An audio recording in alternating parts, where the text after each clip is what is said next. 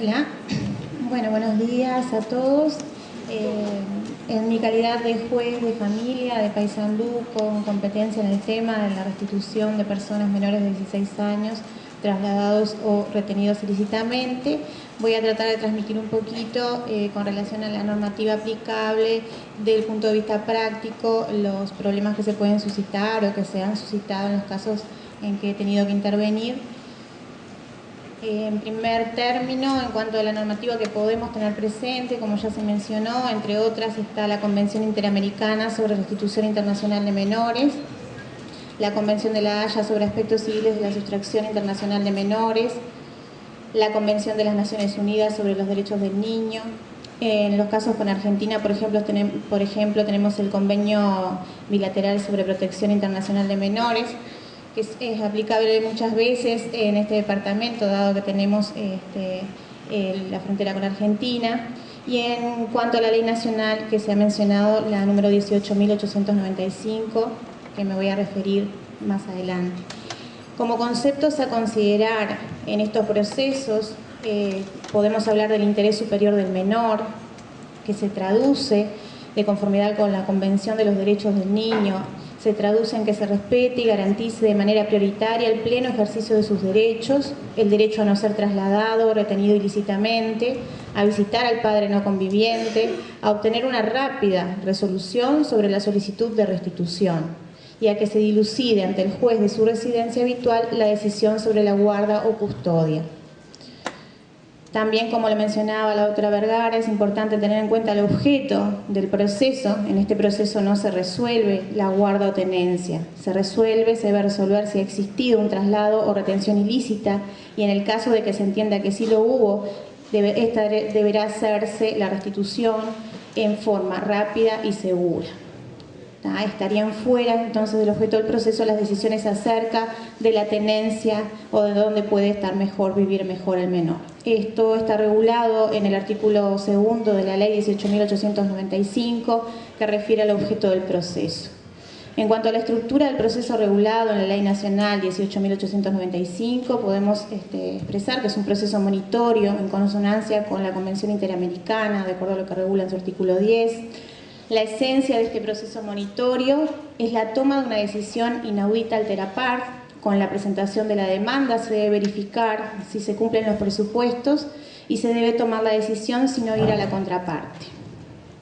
Se puede sostener que la estructura regulada por esta ley combina adecuadamente dos procesos que normalmente responden a filosofías diferentes: el monitorio en cuanto a la fehaciencia inicial y el proceso sumario, que responde a la urgencia. Con esta ley se han combinado sin alterar el concepto de cada uno de esos procesos. Debe tenerse presente la naturaleza instrumental del proceso, o sea, lo importante es la efectividad de los derechos sustanciales. Con este proceso monitorio se garantiza la vigencia del derecho del niño a no ser retenido ilícitamente en un país fuera del lugar de su residencia habitual. Por lo tanto, de esto proviene la importancia que debemos tener presente siempre de la brevedad de los plazos previstos en la ley y en los convenios y su efectivo cumplimiento. El convenio sobre los aspectos civiles de la sustracción internacional de menores establece, como ya se mencionaba por la doctora Vergara, que en el plazo de 6 semanas, desde que se inició el proceso, si no ha culminado el procedimiento, el solicitante o autoridad central pueden requerir la declaración sobre las razones de la demora. La ley regula plazos muy breves. Por ejemplo, el juez tiene un plazo de 24 horas para dictar la sentencia como máximo en primera instancia. La parte tiene 3 días para recurrir, la otra parte tiene 3 días para evacuar el traslado del recurso y el tribunal tiene apenas 4 días para resolver. Es importante en este punto, debido a la brevedad de los plazos que menciono, tener muy en cuenta el trabajo de la oficina en el juzgado. O sea, el juzgado debe estar concientizado y preparado, debe estar entrenada esa oficina para trabajar en forma rápida con estos procesos, para evitar de que se dilaten por cuestiones administrativas, porque lo importante es que se pueda trabajar, lo importante es la sustancia, el trabajo judicial en sí. Por ejemplo, si la oficina se demora a elevar la sentencia a segunda instancia, ya estamos perdiendo tiempo, porque ni bien se dicta y se interponen los recursos, si son evacuados se debe elevar con rapidez para que el tribunal pueda entender en ese corto plazo que tiene para resolver. Debe ser entonces una oficina con técnicos, también los peritos deben estar concientizados de la importancia de su trabajo y que se haga en forma rápida. La experiencia en la oficina de Paysandú, por ejemplo, se puede comprobar que sí, que se ha tomado conciencia de la importancia de la brevedad de los plazos, incluso se han debido habilitar horarios para realizar audiencias, ha concurrido oficina actuaria para expedir testimonios, oficios, realizar comunicaciones electrónicas que aún se han debido cumplir a veces en días inhábiles. También asistentes sociales de la sede que se han puesto se han propuesto para participar, para colaborar en cualquier momento, principalmente en la etapa de ejecución de sentencia, en un caso muy complejo que se debió entender, pudiendo acudir y ocurrir al lugar donde fuera necesario, en el horario, día inhábil, si fuera necesario, para colaborar con el procedimiento para la entrega. Esto de la brevedad de los plazos tiene que ver, está relacionado con el tema de las comunicaciones también. La circular de la Suprema Corte de Justicia número 38/2011, que pone en conocimiento conclusiones y recomendaciones de la Reunión Interamericana de Jueces de la Haya y autoridades centrales sobre restitución internacional de menores, se insiste en la celeridad de los procesos y ello implica aprovechar al máximo las herramientas informáticas, ya sea medios de comunicación seguros, internet, correo electrónico, videoconferencias. Como experiencia también respecto a en la sede de Paysandú donde trabajo, existen muy buenos resultados al respecto. Como decía la doctora Vergara, existe una comunicación telefónica permanente, tanto entre oficina actuaria como el magistrado, con los abogados de autoridad central y también vía correo electrónico con una respuesta rápida. Las reglas de Brasilia sobre acceso a la justicia de las personas en condiciones de vulnerabilidad también tienen una regulación al respecto. Por ejemplo, tenemos la regla 38 sobre acceso a la justicia, que habla de la agilidad y prioridad y establece que se adoptarán las medidas necesarias para evitar retrasos en la tramitación de las causas, garantizando la pronta resolución judicial, así como una ejecución rápida de lo resuelto. La regla número 95 habla de las nuevas tecnologías. Se procurará el aprovechamiento de las posibilidades que ofrezca el progreso técnico para mejorar las condiciones de acceso a la justicia de las personas en condición de vulnerabilidad. El punto a tener en cuenta entonces con relación a todo esto relativo a la celeridad de que hablaba es que en las sedes de familia generalmente las situaciones son de urgencia, pero existen situaciones más urgentes que otras, se debe priorizar esas situaciones y la restitución es un caso de los más urgentes. El proceso de restitución internacional de personas menores de 16 años trasladadas o retenidas ilícitamente en la ley comienza con alguien que plantea ante el Poder Judicial uruguayo a través de autoridad central, mediante exhorto o en forma directa ante el juzgado. También se nos ha dado, el último caso que se presentó fue en forma directa al juzgado. Y establece, yo ejerzo efectivamente, efectivamente ejerzo el derecho de guarda, mi hijo menor de 16 años está sometido a esa guarda y ha sido trasladado o retenido ilícitamente a Uruguay.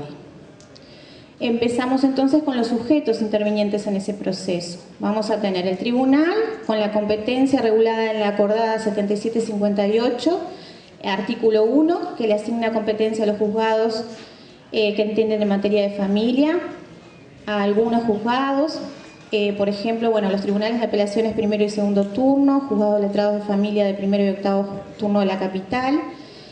Aleatoriamente en los dos casos la horda es la que procederá al sorteo. Y en el interior, en las localidades en que exista un solo turno, será ese que entenderá el turno que tenga competencia en materia de familia. Y primer turno en Bella Unión, en San Carlos, en Yung, en Dolores, en Chuy, Maldonado, Paysandú y Salto.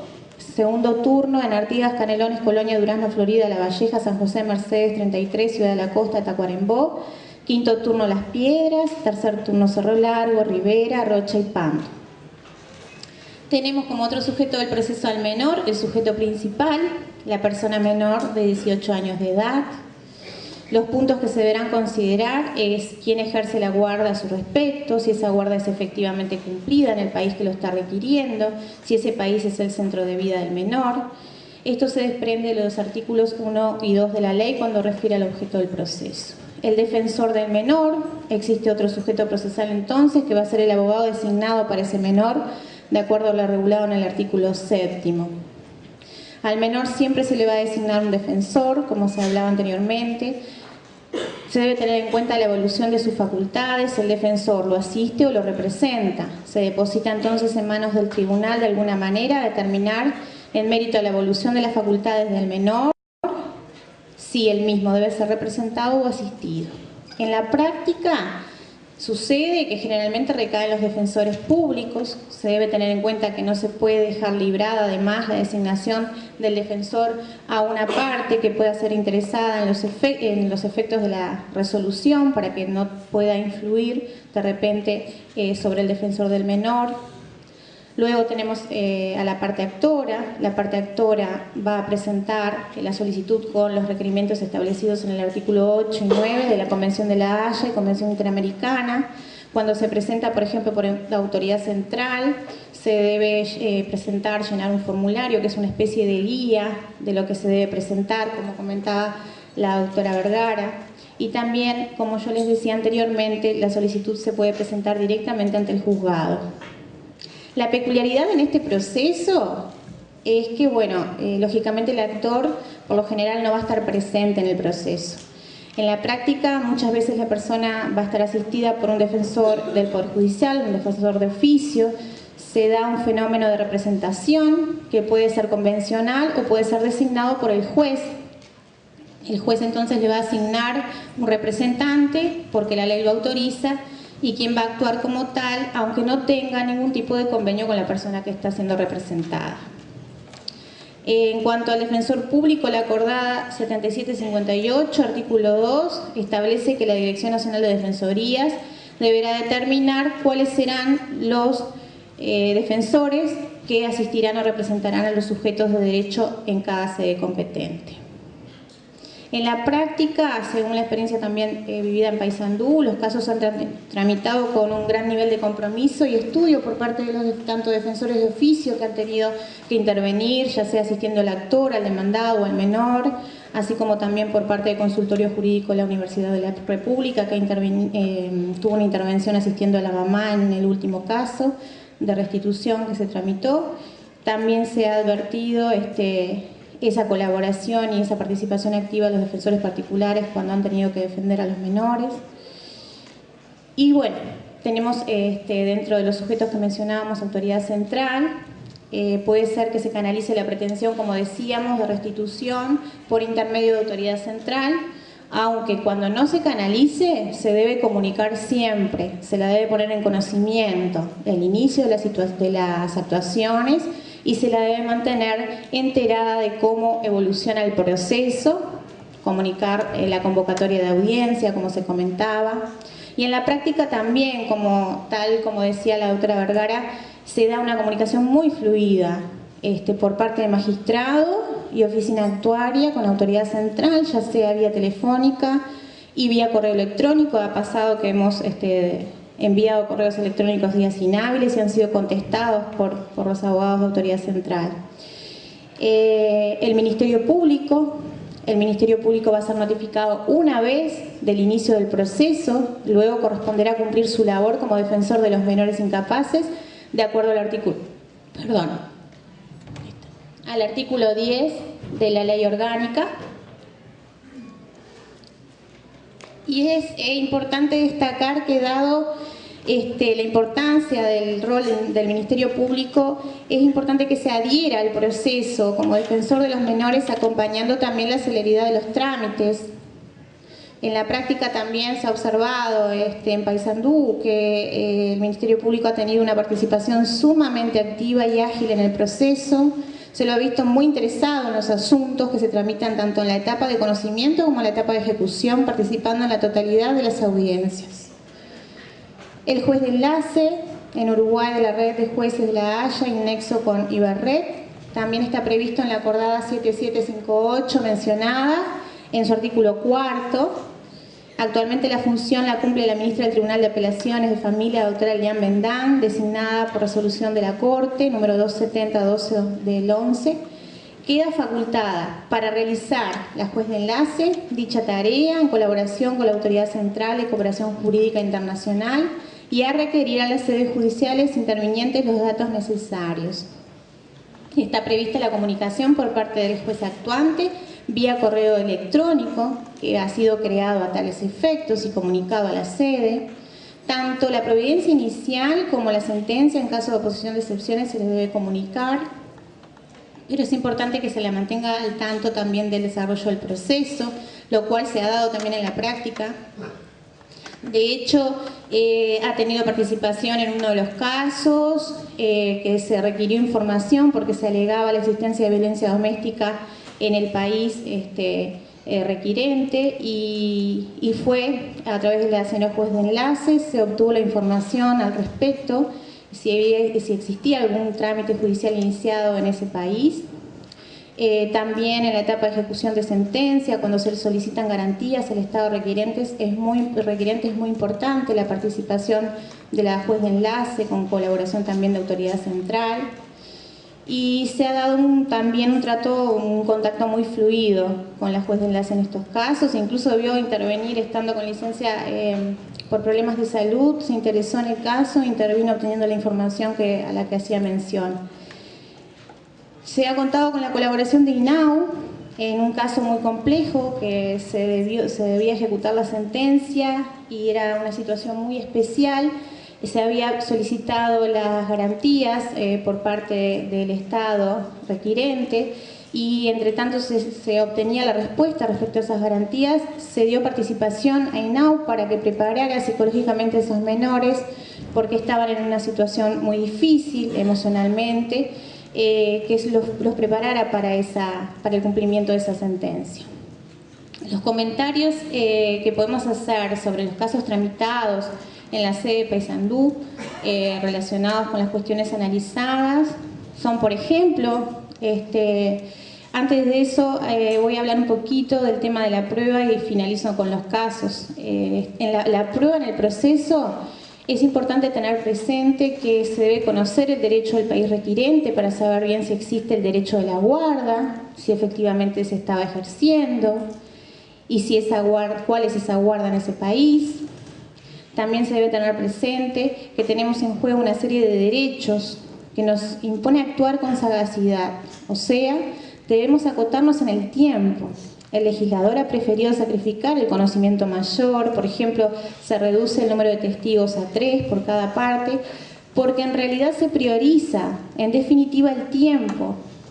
Es necesario que se logre la definición en un corto plazo. Como medios de prueba se puede hacer una mención que se deberá tener en cuenta que la prueba documental, de acuerdo al artículo 11, parte final, en cuanto a las formalidades, la prueba puede no estar legalizada, sí debe estar traducida. Esos son los efectos de flexibilizar la cooperación internacional.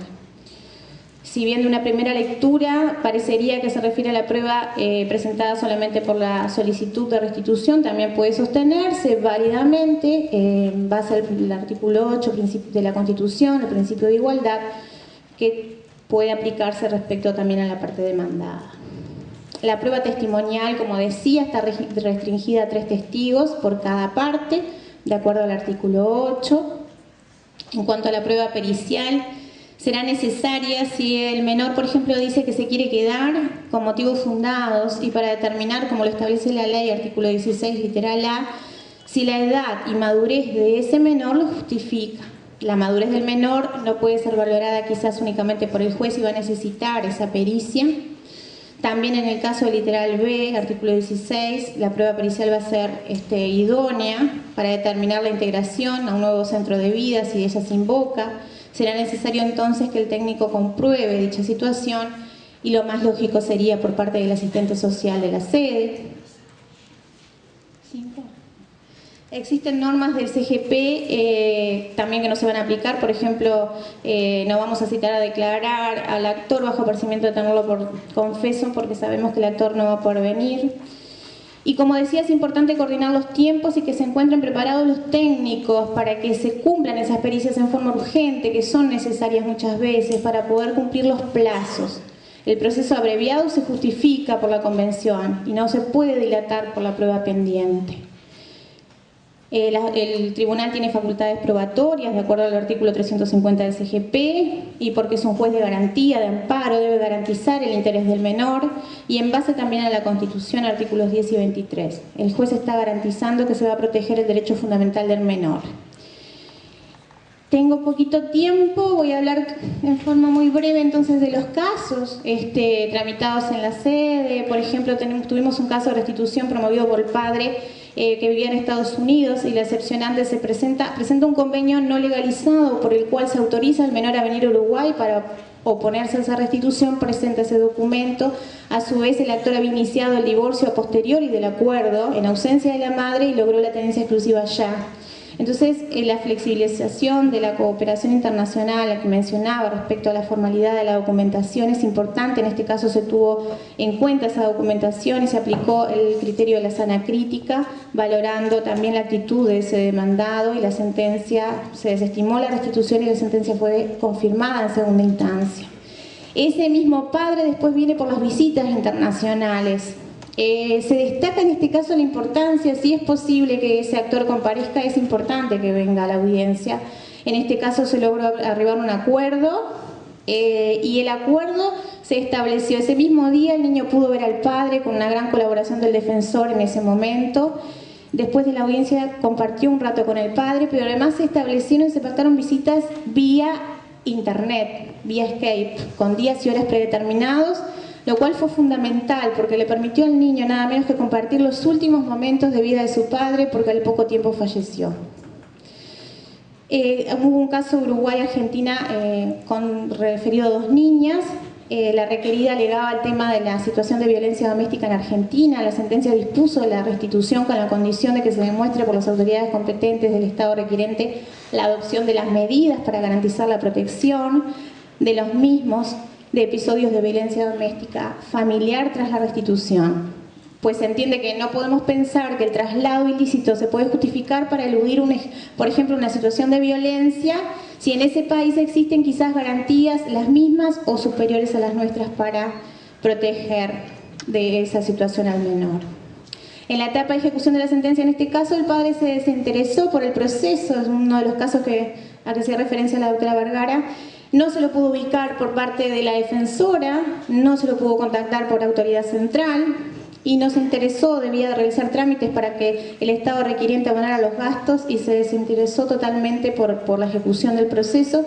Y posteriormente en el tiempo viene alegando que se había mudado, se había cambiado de domicilio, había pasado a vivir a otra provincia, y arribando a un acuerdo con la madre respecto a las visitas de las menores.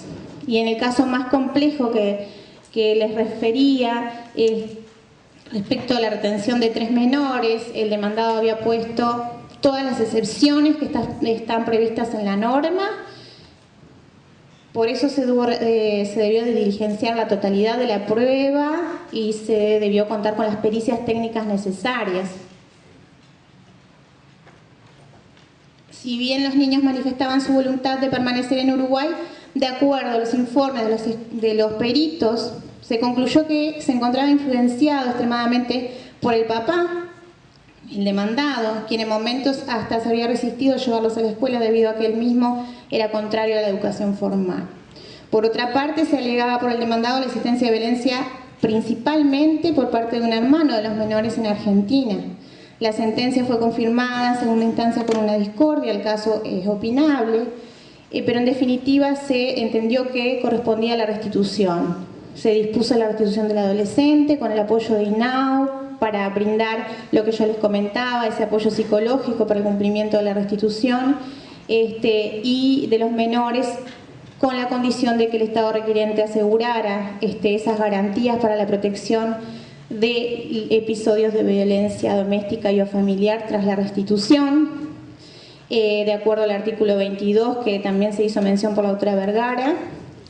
No se puede negar la restitución en base a esa posibilidad de peligros si se asegura esas garantías por el Estado requirente. De acuerdo a lo informado por la autoridad central respecto a este caso, rige la ley argentina, la ley 114 de Buenos Aires, que justamente está estableciendo la protección y garantía para los menores. INAU comienza ese trabajo por intermedio de sus técnicas, trabajan a los efectos de preparar psicológicamente a esos menores para el cumplimiento de la sentencia, mientras se aguarda la respuesta respecto a las garantías solicitadas al Estado requirente. Se informa a la sede por intermedio de Autoridad Central, previa comunicación con la Autoridad Central Argentina y con la CENAF, Secretaría de la Niñez y Adolescencia Argentina y Familia, indicando que las medidas no pueden ser previas al retorno de los menores, las mismas podían ser adoptadas a posterioridad, porque se debían realizar informes socioambientales con entrevistas psicológicas por los profesionales con los menores estando en Argentina, por lo que se sugiere por la Autoridad Central libremente un exhorto a las autoridades competentes para que brinden esa protección, lo cual se realiza y se mantiene al tanto la señora juez de enlace. Una vez que se recibe la confirmación por parte del Estado argentino, por intermedio de la Autoridad Central, respecto a que se adoptarían las medidas solicitadas una vez que los niños arribaran a dicho país, se dispuso entonces un día para la entrega. La respuesta fue recibida en los siguientes términos, que una vez efectuado el retorno de los niños a la convivencia con su madre, se derivaría el caso a la Defensoría Zonal, que en virtud del domicilio materno corresponda, que está conformada por funcionarios en las funciones propias del medio, equipos interdisciplinarios. En base a esa respuesta se entendió que procedía la entrega, pero una vez fijada la fecha para la entrega se recibe la comunicación por parte de INAU en la que se indica que habiendo realizado la intervención correspondiente se concluía que no era posible el cumplimiento de la sentencia sino con el auxilio de la fuerza pública, debido a la situación que les comentaba del papá y los niños. Bueno, al final, redondeando, se logró, se convocó una audiencia, una audiencia que comenzó a la hora 10 de la mañana y se terminó cumpliendo y logrando la restitución pasadas las 20 horas, luego de varias reuniones y trabajo de todos los operadores que realmente colaboraron con el caso. Se intimó al demandado la entrega de los menores bajo percibimiento. Y la misma fue cumplida y me acaba de informar INAU que ha tenido comunicación con los niños y que los niños se encuentran bien y tranquilos en la República Argentina. Bueno, en definitiva no puedo seguir porque ya se me termina el tiempo, pero bueno, muchas gracias por escuchar.